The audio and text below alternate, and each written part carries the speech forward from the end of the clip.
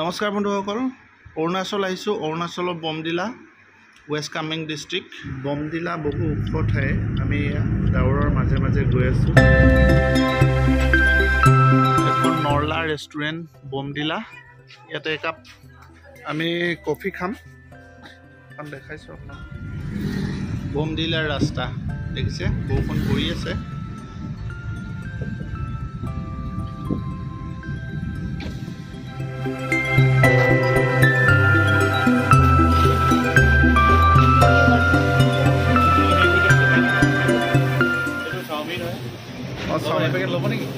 দিয়া দিয়া এইটো কেইটকা? এইটো 200 টকা। ঠিক আছে।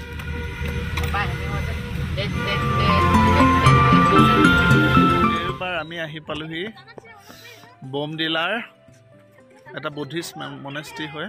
ইয়াত দেখিছে আপোনালোকে। এতিয়া পৰিৱেশটো দেখুৱাম মই। বমডিলা হ'ল অৰুণাচল প্ৰদেশৰ ৱেষ্ট কামেং ডিষ্ট্ৰিক্টৰ এখন পৰ্যটনস্থলী। আৰু এই যি মনেষ্ট্ৰীত আমি আছোঁ, বুদ্ধিষ্ট মনেষ্ট্ৰীত আছোঁ, এয়া বমডিলাৰ আটাইতকৈ ওপৰত থকা মনেষ্ট্ৰী হয়। আৰু ইয়াৰ পৰাই গোটেই বমডিলা চহৰখন চাব পাৰি। কিন্তু আজি বতৰ বেয়া, গতিকে আমি দেখুৱাব পৰা নাই। ইয়াত লিখা আছে গোনছে গোডেন ৰাগবাই লিং মনাষ্টিক ইনষ্টিটিউট হয় এয়া। ইয়াত মানে ঠিক যেনেকৈ টাই আহোমৰ ইনষ্টিটিউট আছে, এয়া লামা দালাই লামা ফটো ইয়াত লগোৱা হৈছে। খুব ধুনীয়া পৰিৱেশ, চাবলগীয়া এইবিলাক অনুষ্ঠান। আমাৰ যিহেতু আমাৰ অসমতো বহুত অনুষ্ঠান আছে, এই বুদ্ধিষ্ট টেম্পলবিলাক বা ইনষ্টিটিউটবিলাক কেনেকৈ ৰাখিছে মন কৰিবলগীয়া।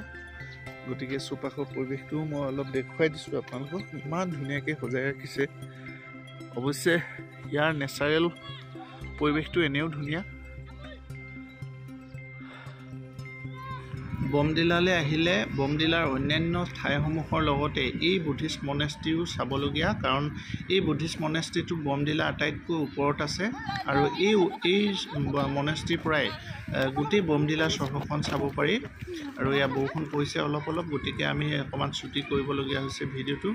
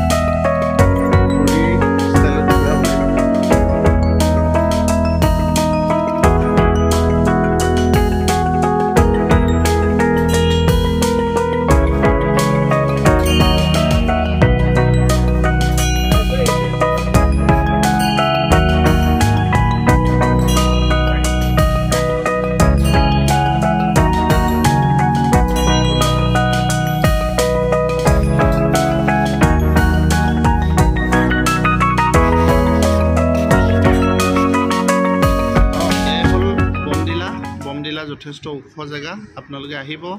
ইয়াত চাবলগীয়া বহুত বস্তু আছে। পাহাৰ পৰ্বত বজাৰ ইত্যাদি বহুত চাবলগীয়া আৰু শিকিবলগীয়া বস্তু আছে। গতিকে শেষত সকলোৱে ধন্যবাদ।